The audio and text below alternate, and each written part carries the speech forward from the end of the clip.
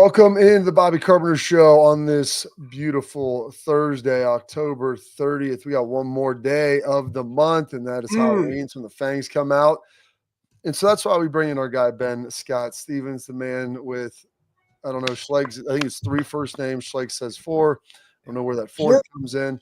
But trying to figure out if this is going to be a spooky weekend across the college football landscape. There are some squirrely situations here, nothing crazy. Maybe some teams not getting as much respect as normally they would, but Ben, it's we've got some big noon action in Columbus, Ohio, and it's a game that doesn't maybe have as much appeal or allure as it looked like it would. I bet if you had that look ahead line back in, I don't know, July or August or whenever, even September 1, you're probably thinking somewhere in the 3 to 4 point range, maybe 2.5, depending how they're playing, possibly to Ohio State, maybe to Penn State. But now we're staring at almost a 3 touchdown line, and it's a point total that's 43.5. So not a whole lot of confidence, I think, in that Penn State offense, I guess, as you're looking at this. And Bobby, I'm not even sure if it wasn't Ethan Grunkemeyer and this was a Penn State team that, as we anticipated, entered this matchup as a top 5 team in the country. If anybody should have confidence playing the offensive side of the football against Ohio State's defense. I am sure you guys have detailed it, but this is the best defense in college football that we have seen in at least 3 decades. Literally, Ohio State through 7 games has allowed just 41 total points. It is the second fewest in the sport since 1990, when Florida State's defense only allowed 38 combined points in its first 7 games of the year. The Noles in 1993 won a national championship. Since the millennium in 2000, the Buckeyes defense, now the 5th FBS program to allow fewer than 50 points in the first 7 games of a season. The previous 4 at least played in the national title game, and 3 of those 4 won a national championship. That is how well Ohio State is playing on the defensive side of the football. And then you take Grunk, who in his first game at a very difficult road environment against a really stout defense as well, and the Iowa Hawkeyes threw for fewer than 100 yards and had 2 interceptions. I'm just not so sure, Bobby, where Penn State generates that offense in this game. They have had the bye week, as have the Buckeyes, to kind of figure things out in this uncertain atmosphere. I lean with Ohio State. By the way, if it stays at 20.5, it would be the largest spread in this series between the Buckeyes and the Nittany Lions since we really started tracking this data way back in 1995. We have seen 2 games in favor of Ohio State at a flat 20. If it stays at 20.5 or even gets higher, it would be the largest spread in the history of the Ohio State-Penn State series. Now, I will tell you this. This goes back in the Wayback Machine. Ben, how old are you, sir? I am 31 years old, Bobby. 31 years old. This would have been right around your maybe birth or possibly conception. But in 1994, the Ohio State Buckeyes played the Nittany Lions. Was it 94 Schlegs, I think? And 94. And I believe they were beaten 63 to 14. They wore black socks playing Penn State. And from that point on, Luke Fickell said we're never allowed to wear black socks again. Yeah. Especially when playing the Nittany Lions. So I don't know what the line was on that day. Right. But holy smokes. There's been a couple beatdowns, but largely this series, Ben, if you look over the course of the last 15 years, Ohio State has won more than they haven't, but the games have all been really tight. Yeah, it's really true, Bobby. When you look at this series and how competitive these games have been played, even in the years when Ohio State has been a larger favorite, I believe it was 2022, 2023, Ohio State was laying at least 3 scores. Penn State came through the back door to cover, but again, it never really felt like the game was out of balance, even when Ohio State has been dominant against this side. These have always been the games as well for Drew Aller and James Franklin, that they needed to step up on that significant spot, and they faltered on that occasion, especially at the quarterback position. Thus, they have been lower scoring games. As Bobby said, it's a 20.5 point spread in favor of Ohio State, with the total at 43.5. Again, the scoring is expected to come from only one side. And again, I think we do need to highlight the offense for Ohio State as well. Julian Sayin probably not getting the credit that he deserves with a historic performance against Wisconsin the last time the Buckeyes played a football game now 2 weeks ago. Nearly 400 yards through the air. The completion percentage for Sayin this season is 80%. He is the only quarterback that has attempted at least 100 throws this year in FBS college football. I believe my last check was around 135 or 136 FBS QBs that have thrown the ball at least 100 times in 2025. Sayin is the only quarterback with a completion percentage at 75% or better, and his completion percentage is 80%. No, that's he's accurate, baby. He's doing what he has to do. And Ben, I'm going to stay in the Big Ten because this is a juicy one. You got USC coming off a bye. Nebraska, Northwestern. We didn't think it was going to be a game. It was a game. Nebraska 6-2, USC 5-2, ranked number 23. On the road, they're favored. Who do you got in this one? Because this matters.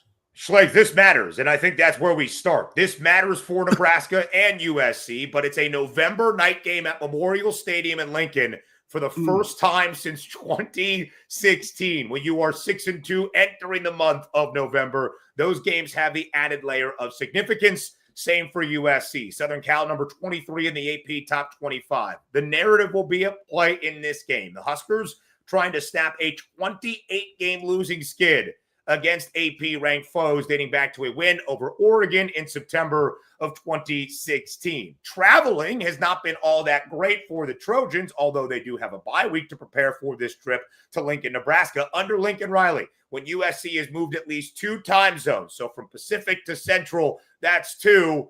They are 1-7. Can USC overcome that? From the matchup perspective, the key to me in this game, we're not going to see Wayman Jordan, more than likely, the USC star tailback who is dealing with an ankle injury. More than likely, it's the walk-on from my alma mater at Calabasas High School. We played for the same football team. King Miller played a lot better than I did. Can King Miller establish the run against a Nebraska rushing defense that has been atrocious this year? Northwestern ran all over them to the tune of more than 170 yards. USC excelled in big boy Big Ten football in that win over Michigan, and then got absolutely gouged in big boy, not necessarily Big Ten football, but in South Bend against Notre Dame. Can they figure it out off the bye week? Can they bring that physicality, which has been Nebraska's Achilles heel on both sides, trying to contain the rushing attack of their opponents? Has been incredibly difficult. Third worst rushing defense of the Big Ten so far this year. And of course, the offensive line has had its fair share of woes in the 2 losses this year for Nebraska. They allowed 7 sacks against Michigan and a program worst 9 sacks against Minnesota. Oh, holy smokes. All right. We're going to stay out. Well, I guess that's in Central, but we're going to stay with some traditional Pac-12 teams. A game that will be a true night game out there on the West Coast. Cincinnati, Pac-12 after dark, taking on Utah. Cincinnati, dog again. Dog last week against Baylor, won by 20 points. Dog against Utah. They're 7-1. They win this game. I think they've got a pretty good shot at making the Big 12 championship, Ben. They are double-digit dogs on the road. Got a nice quarterback and a pretty good offense. What do you say? The only loss for Cincy this year, Bobby, in the opener in Arrowhead against Nebraska. And since the offense has been tooling on all cylinders, led by one of the most efficient quarterbacks in the country this season in the Bearcats, Brendan Sorsby. That will be a key in this matchup. How healthy is Devin Dampier on the other side as of Wednesday evening, not listed on the availability or injury report for the Utes? That's really good news. For Cincinnati, it seems as though Evan Pryor, one of their lead running backs, is not going to be out there on Saturday. Cincy has been so great. I mean, so great in running the football, both with the athletic Sorsby, Pryor, and Tawee Walker, the Wisconsin transfer from a season ago. Utah has struggled, as we saw against BYU. And as we have seen throughout this season in stopping the run, they were allowing 140 yards per game entering the Holy War. And BYU with LJ Martin and a mobile quarterback in Bear Bachmeier exposed those issues for Utah's defense. That's the key to me. Can the Bearcats continue to do so even in the absence of Evan Pryor? If so, I really like this Cincinnati side. With a defense that's playing above its head right now, they'll have to contain the athletic Devin Dampier, who should be close to 100% for this matchup. But since he's been overlooked, and I think Cincinnati is in a real pole position here to make a statement, to continue to stay unblemished in Big 12 play. And to your point, Bobby, maybe playing that conference championship game in just over a month. Pretty remarkable to see. We're going to have more coming back with Ben after this, but first we got a quick message from FanDuel.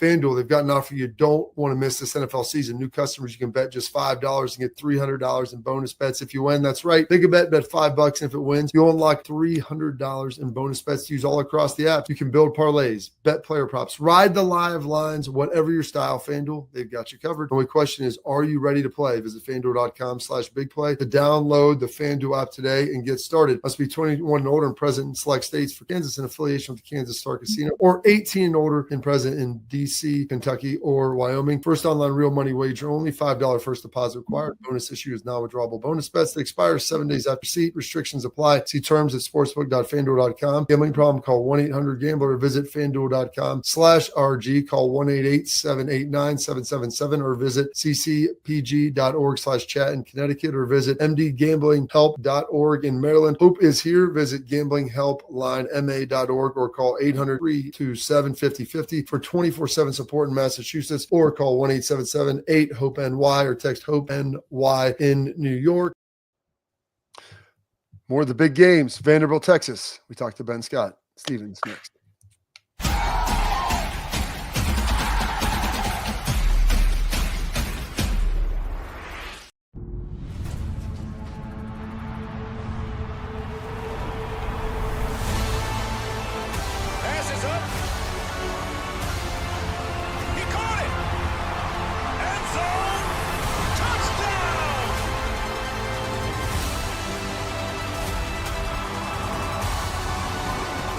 Customers bet $5 and get $300 in bonus bets if you win. FanDuel, play your game.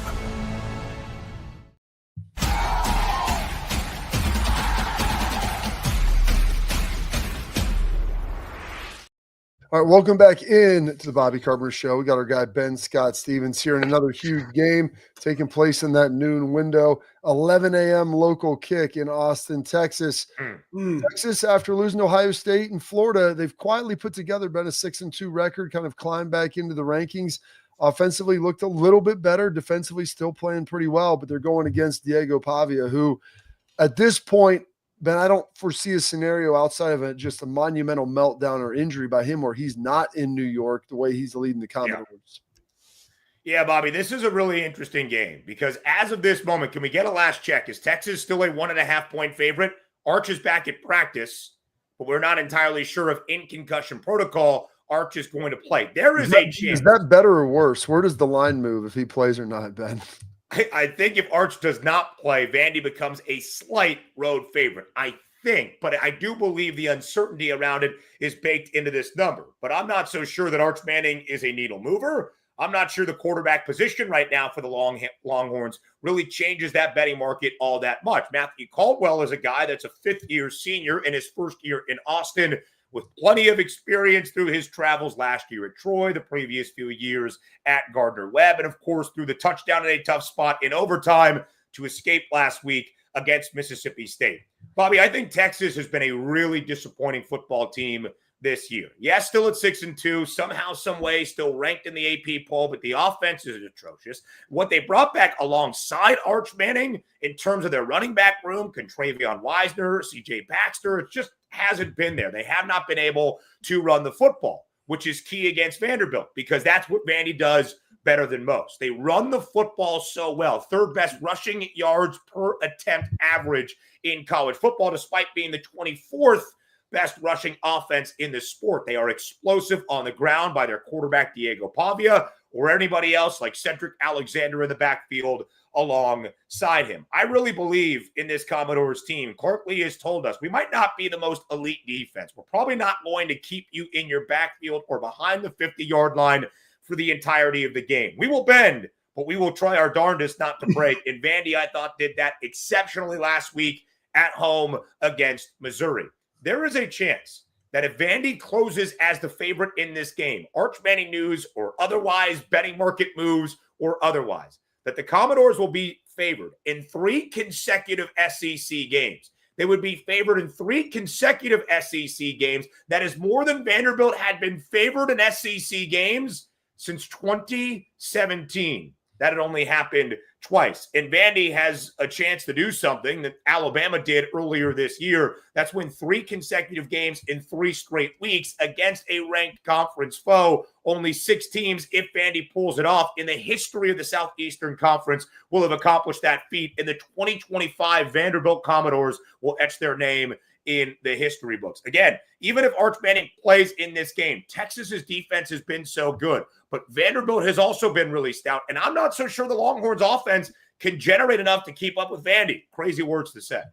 Yeah, it's absolutely crazy. And I want to go to this real quick because it's not huge, but it is huge because of that group of 5 spot. And that's an undefeated Navy going on the road to a Texas team, a North Texas team, the Screaming Eagles, the Mean Green Machine, whatever, because they were up in Denton. I used to go watch them. Yeah. They're like 6-1 or something like that. Guys are up 7-1. 120 yards. Ben, who's winning this game? I mean, Navy's down like double digit. Yeah, Schleich, this is an awesome game. It will impact the American title race. It will impact who takes the group of 5 college football playoff spot. We've got 2 teams in the country. I believe if I saw this stat correctly, I believe it's the only matchup in college football this weekend that features 2 teams squaring off that each have already reached the 7-win mark this year. Navy undefeated at the 7-0 mark for the first time since the late 70s, despite UNT's faltering performance on a Friday night in Denton against USF. They are still a very quality team. And we saw Drew Mestamaker last week throw for more than 600 yards and 4 touchdowns. The thing that I think is going to be fascinating in this game is points, because what the Naval Academy does well as the nation's best rushing offense to the tune of well more than 300 yards per game this year is obviously running. The Mids are led by their veteran quarterback in Blake Horvath. UNT does not defend the ground game of their opposition very well. On the other side, North Texas, as we shared in the brilliant offensive scheme of Chad Morris and his quarterback Drew Mestamaker, throw the ball better than most teams in the country. In fact, I believe after last week's total, they are now the best passing offense in all of college football. Navy doesn't defend that all that well. I think we see some points. Ultimately, it just becomes whose defense can make one stop probably late in the 4th quarter to slow down the scoring. But I do think it's a high-scoring affair between UNT and Navy this upcoming weekend. All right, before we get you out of here, Ben, we've got a little Oklahoma and Tennessee, another big matchup for the Sooners. Can they get right here? Or because it feels like this is an elimination game for whoever loses this. Yeah, no doubt about it. The best thing about Tennessee's resume right now are its losses. They lost close to Georgia in an overtime game at home, and they got hammered by Alabama. Who Tennessee has beaten this year? Nobody is above 500 when it comes to those power conference competition. And Tennessee has been atrocious on the defensive side of the football. What has Oklahoma been a little bit lacking of the last few weeks? Offense. And that's disappointing because when John Mateer was healthy in the first 4 games of this year, he was a true Heisman frontrunner and favorite, and rightfully so. I'm not entirely sure the health or the efficiency or the effectiveness, perhaps, of that right thumb on his throwing hand, but it's just not there. And the dynamic Mateer that we had seen early in the year and last season in the same offensive system under Ben Arbuckle just isn't quite there right now, and OU is struggling to run the football. I said last week in the matchup between Oklahoma and Ole Miss, that would be the Sooners' key. They did not run it well, only 48 yards in Red River against Texas, got back on track against South Carolina in Columbia, in an Ole Miss rushing defense that was second worst in the SEC.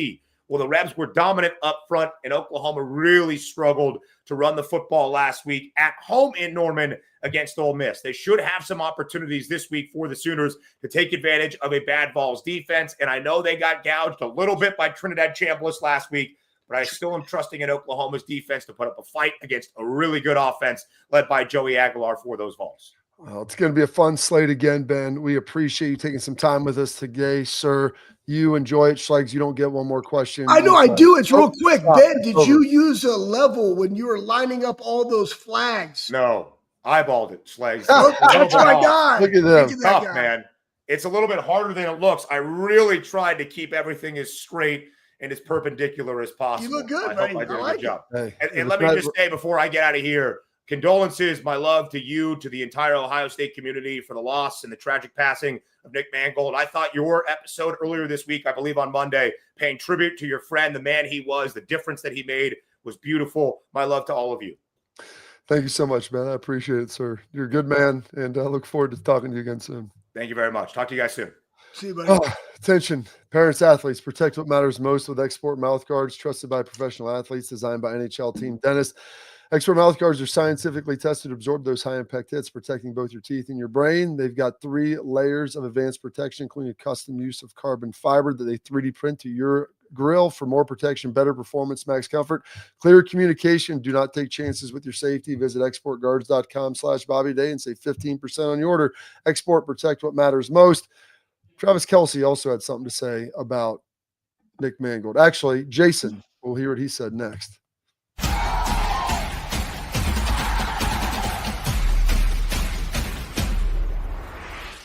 I'm Garage Beer, and this is Bobby Carpenter. Garage Beer. Beer flavored beer. Beef with an F? Okay, my bad. It's crisp and cool, and it doesn't taste like I'm Bobby Carpenter. I drink in garages because my wife says I don't belong inside. If you like a cold breeze on your bag, drink Garage Beer. It's American, and so can you. Garage Beer. Beer flavored beer.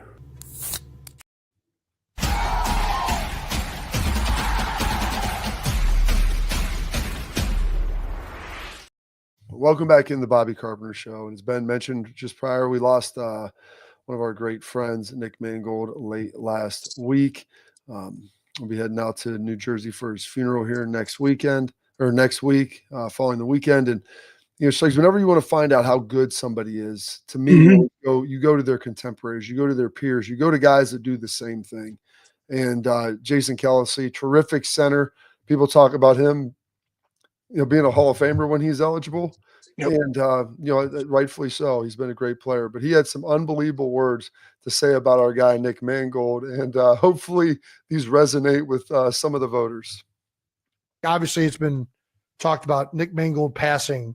He's been struggling with the genetic disorder and needed a new kidney.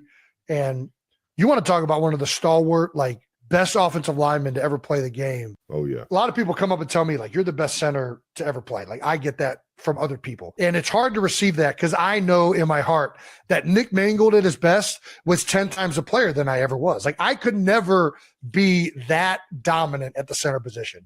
Nick was phenomenal. He was unbelievable in pass protection. He was an unbelievably smart leader and getting those guys on the same page. And he would murder people in the run game.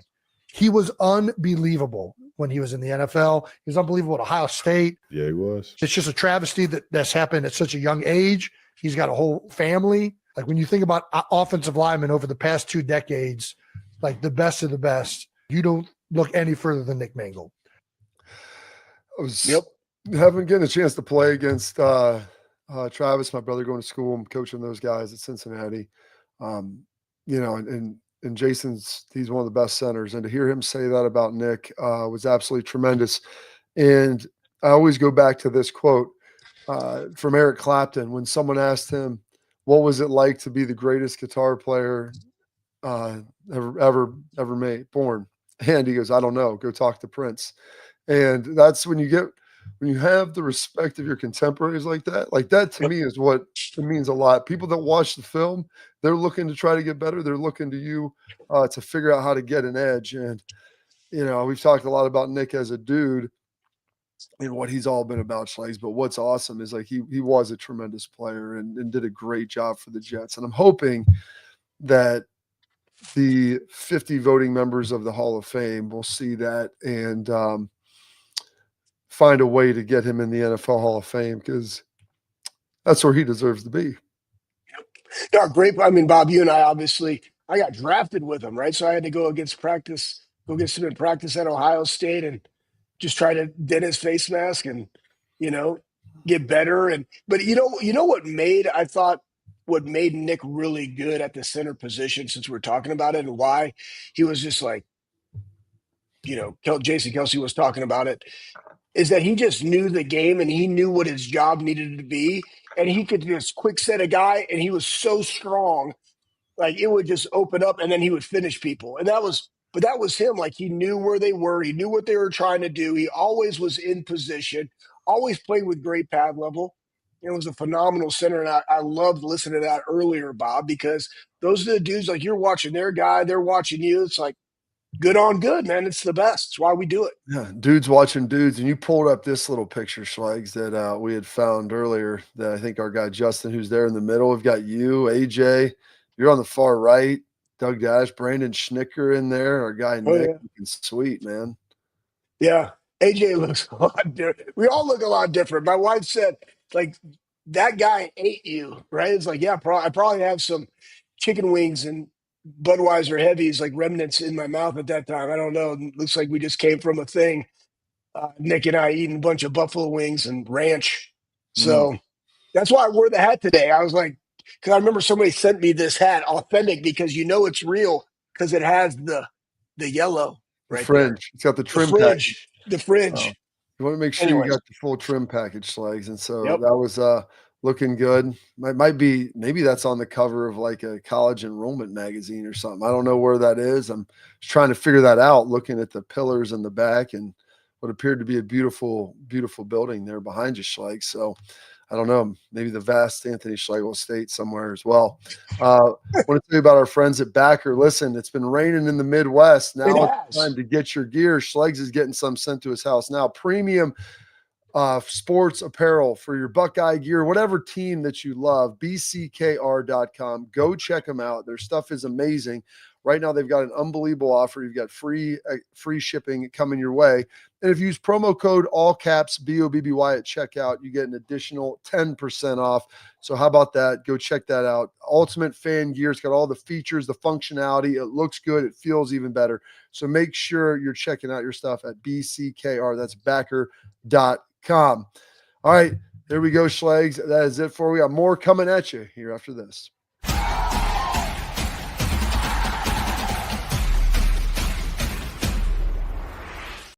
Creative, experience, results. That's what drives growth. That's what builds brands. That's Lakespur Marketing, a full-service agency built on trust, strategy, and performance, not fluff. From bold strategies to flawless execution, every campaign is rooted in smart planning and driven by clear goals. We don't chase clicks. We build partnerships. We show up, dig in, and deliver every single time. Lakespur Marketing. The proof is in our partners.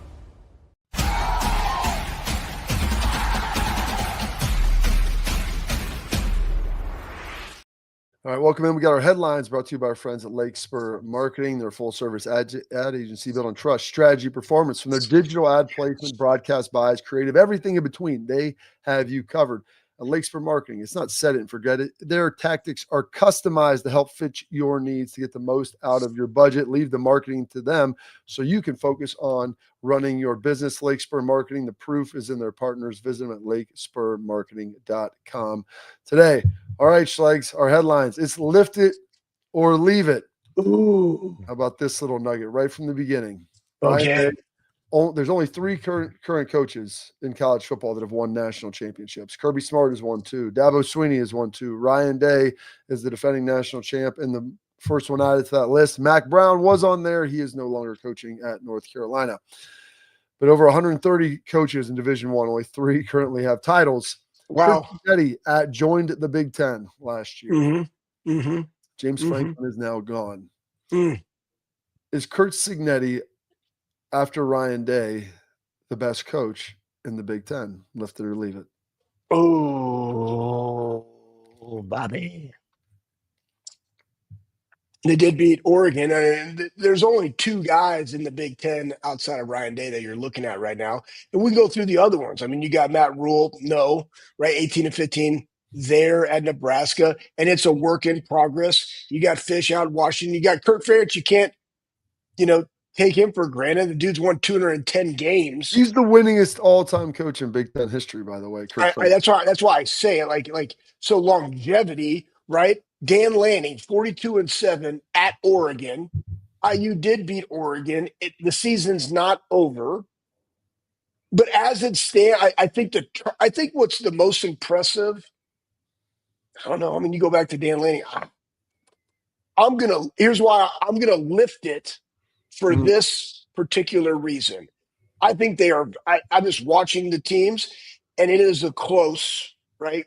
I love the way Oregon plays, and I really respect Dan Lanning as a coach. But Kurt Cignetti's team is very fundamentally sound, and I appreciate that. And he's doing that with the quote unquote 72nd roster on paper. And that takes a lot of coaching, a lot of development. And he's coaching the entire game. Not to say anybody else doesn't, but I like what he's doing at Indiana.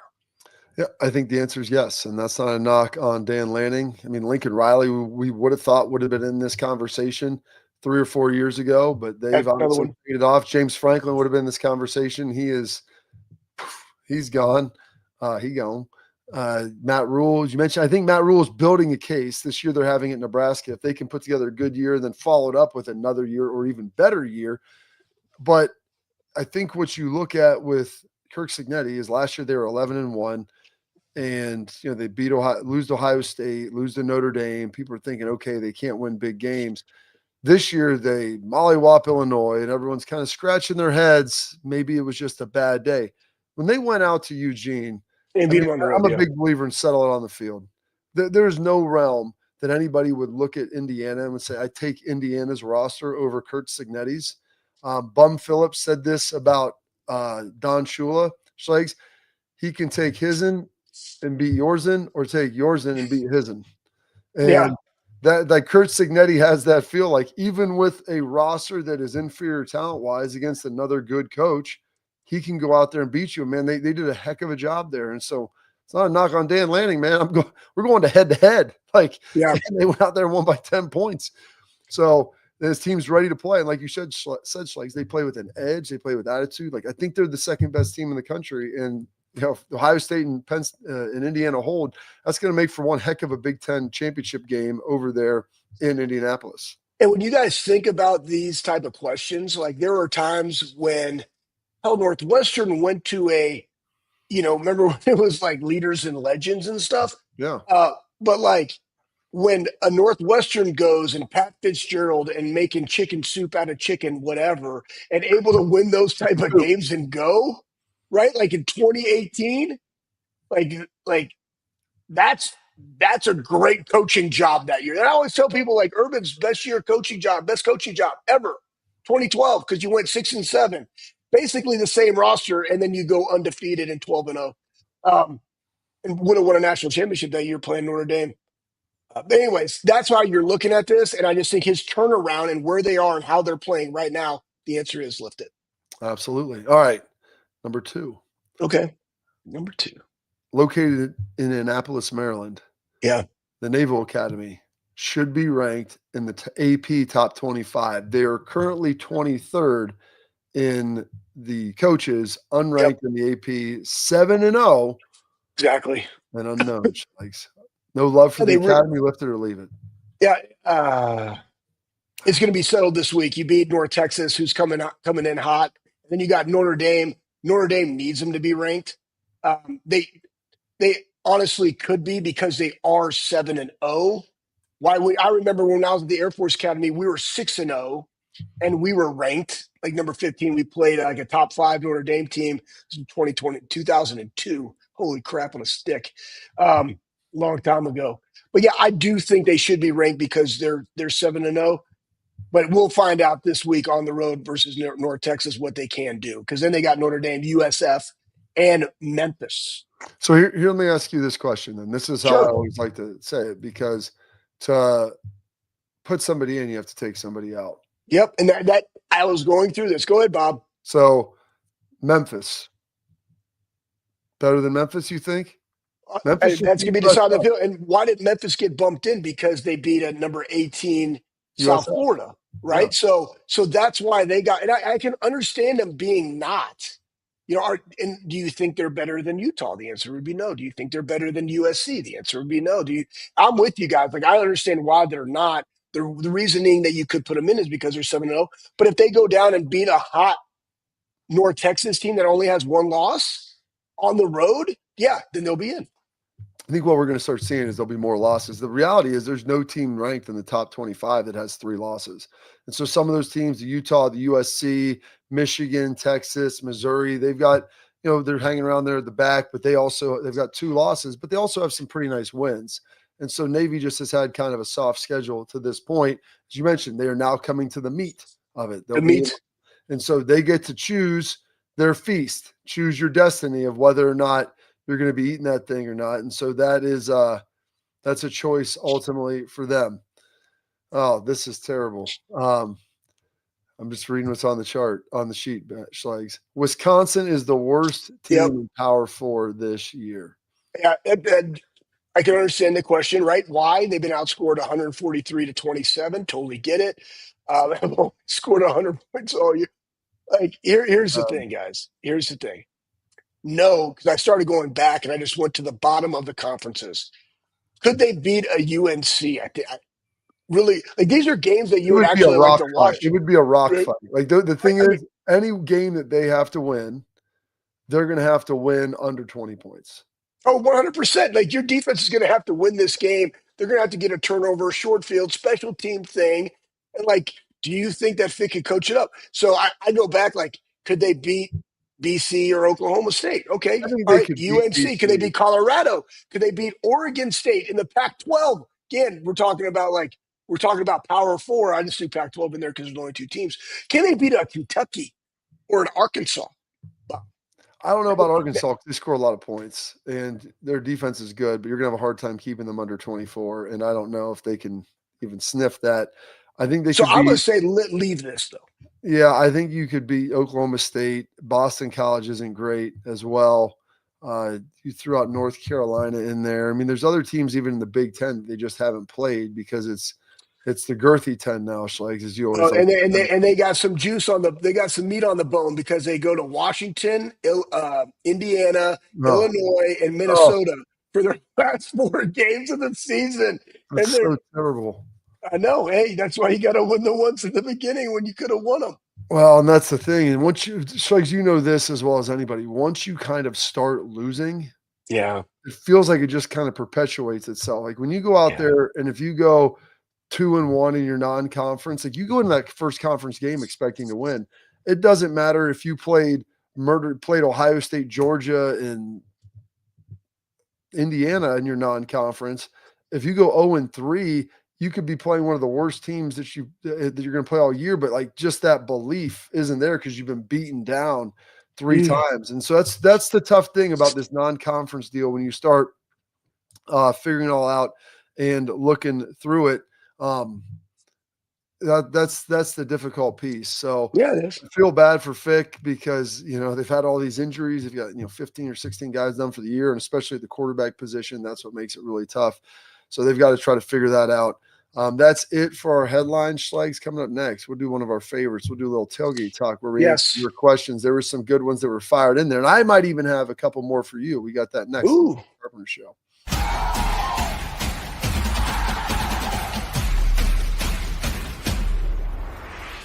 Creative, experience, results. That's what drives growth. That's what builds brands. That's Lakespur Marketing, a full-service agency built on trust, strategy, and performance, not fluff. From bold strategies to flawless execution, every campaign is rooted in smart planning and driven by clear goals. We don't chase clicks. We build partnerships. We show up, dig in, and deliver every single time. Lakespur Marketing. The proof is in our partners.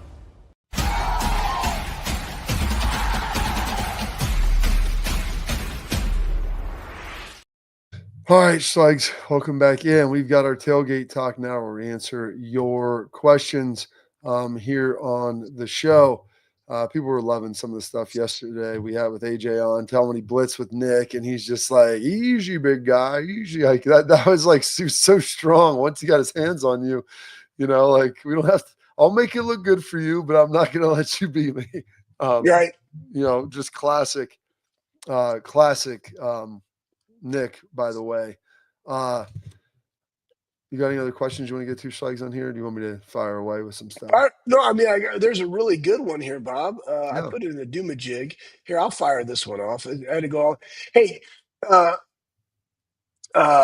Old Ed Rogers, he put on here. Quincy Porter, Mylan Graham, more talented than Brandon Ennis. Go. Is that a question or a comment or a? That's a question. There's a question Um, mark at the end. Okay. I would say that probably high physical ability, like Quincy Porter's huge. He's like 6'5", Yep. like 220. He's got like maybe 6'4", but he's a big guy.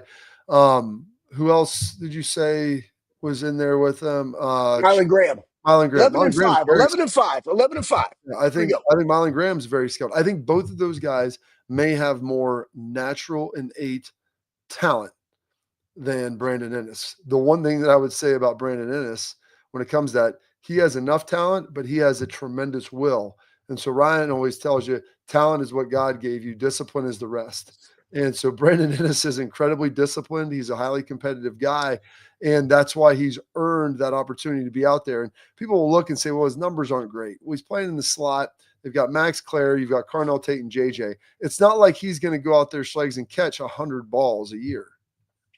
Absolutely not. And he's playing a slot. And here's the thing. You got an X and a Z there, Bob, that you're also trying to get them the reps and understanding what those are before I want to try to potentially move them into a slot position. That was the competitive advantage for us with Emeka Mbuka in a slot last year. He could play all three. It actually helped him when he went to the NFL because he could be whatever number you want him to be, right? Whenever anybody goes down, boom, I'll be the one. I'll be this. I can do that.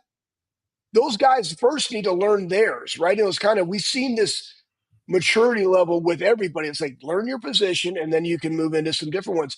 And the point about the production, guys, there's one freaking football. And everybody out here like, we got to run the football. Well, guess what? If you start running the football, guess what that does? That takes away passing yards and opportunities from other people. And then consequently, we do 12 personnel because we're running and we go hurry up with it, or we get some tempo. Not a lot, right? Jake Butt had a great thing on that, by the way. But then you go, all right, now we're going to go to 11.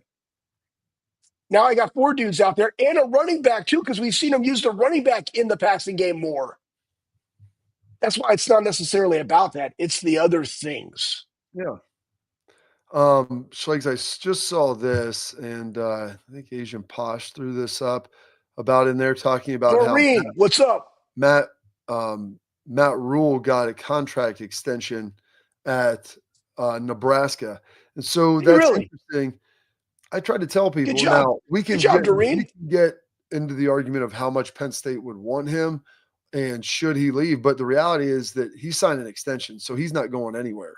Like there's going to be a buyout associated with that should he have to want to leave to go to Penn State. So he didn't just sign that to do that. So either A, he found out Penn State really wasn't interested, which I don't know if I believe that or not. And B, maybe he feels like he's building something at Penn State and they feel like they're in a good spot. So this takes it through 2030. So, I mean, my goodness, these deals, who knows what their buyout is if they fire. Hey, guys, I think you guys are forgetting, too, that it's not about the title anymore, man. It's not about, right, Bob? It's not about the title. It's about, like, you want consistency. You want continuity. Trust was here for a long time with the same staff, right? There's relationships built. There's family. There's kids that are growing up in there. And it's not just, I'm just going to go take this job and put them. It's like, no, I'm building something here. We're on the cusp. I got to stick with it. Some of it is you don't know the grass. We say the same thing in the portal. The grass is not always greener. And you got a fan base much like Iowa that if I'm just consistently above average and have a year where I can peak, I'll be here I'll be here till 2050. Well, Schlegs, it's like, Rod Farva, number 2, his question, am I crazy to think that Florida is a better job than LSU? And I point to this, and these are facts. We can have emotional conversations. We can have subjective opinions. I can give you facts. Yeah, give me facts, Bob. Before Brian Kelly was fired, there had been 3 consecutive coaches at LSU that won national championships. Yes. And I'm here to tell you, like, Ed Orgeron is a good leader, but he's not splitting atoms, diagramming football plays. Okay. And I think Les Miles may not have been much further behind him. Now, great leaders, Nick Saban, different story. Since Urban left, it's been 15 years ish, maybe a little more, 2000. No, he came here in 2012. Yeah. Okay. When did he leave there? I think 2010, maybe 2010, I think. So he took the year. 15 years, Schlegs. They have 4 double-digit winning seasons. So that's all I know is they've had 4 coaches roll through there, and none of them have ever really been able to have success. So possibly the fact, Schlegs, that it might be a better job. Maybe they hired the right coach, but they may have also fired the right coach before they were actually giving him enough time. Maybe Dan Mullen was that guy, and then they said, well, Dan, you don't like to recruit. Our rankings aren't good enough. And maybe that's changed now in this paradigm with NIL and everything. I don't know. But there's a reason why there's been some disconnect on that success there. And I'm trying to figure all that out. And maybe it's, slow administration, being able to move and things like that. I know this, they don't have a president down at LSU, Schlegs. And so, the Gary Woodyard, their AD, they make the move to fire him. And I'll tell you some of the details around some of the stuff that's crazy going on, Schlegs, later. Little research that I've been doing. I don't like to put people's biz on the street, though. But the president, or not president, the presidents, they don't have one. They have an interim president. So you need people. The board of trustees is involved. The governor, you're having a meeting. So this is so awesome. All this stuff. I mean, that's the reality, though. That's how big it is, and they got to make sure they get this thing right. They don't want to be paying massive buyouts and all this stuff. They just paid him. Well, they allegedly paying him $50 million to go away. Now they may have some clauses in there where they'll be able to get that scoop back. But yeah, the governor said the AD ain't picking the coach. He's the one that was at A&M and gave Jimbo Fisher that huge deal prior to Ross getting there. And then he ultimately went there and, hired Brian Kelly, this big deal with a big buyout. Now they may be able to get out of that buyout, Schlegs. There's some clauses in there, I think, that they're trying to work on to be able to cut some of that down. But it's still like, this is where we're at. Football is a big business. You think about the state of Ohio. Yeah. I mean, the most visible public official in the state of Ohio is the head coach at Ohio State. No doubt. I mean, you have to have alignment, president, AD, coach. Like that's how it has to work. And this is the first time in Ohio State I feel like they've had that like at a high degree in a long time with President Carter and Ross Bjork. Those guys are locked in with Ryan on what they want to achieve. So you feel good about that and the expectations. And then you also, you've got a former head coach as lieutenant governor. So that doesn't hurt either, Nope. Maybe Tress will tap himself in and say, I'll go do it myself. Hey, the best part about it is when the governor was like, he will not be hiring the next guy. It's like, maybe we'll just have President Trump. He threw that in there. Yeah. Like somebody that's more basically, it was like this guy who is the president of the United States has a better qualification of picking the next coach than our current AD. And Bob, I'll say this just so you guys know my thoughts on this. Regardless of what you think, football is in athletics, and I'm talking all like male, female. Athletics are the front porch to the university. That's why we got to support them all. You got to think outside the box, but they got to be in lockstep, Bob, like you said. And that's what makes it appealing. And that's why even to you, as you talk about LSU being the better one, it's because they've had the history of winning a national championship. Whoever that guy is they hire has to be ingrained in the fabric of LA. I mean, nobody does it better. I mean, probably since Lincoln. You want great football, talk to me. Got our parting thoughts and side nuggets coming up next.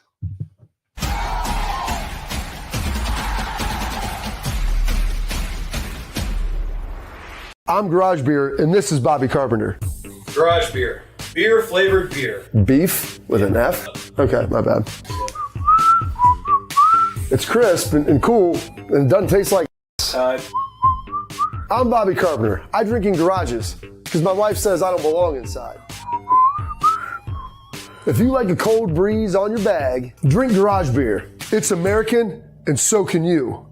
Garage Beer. Beer flavored beer.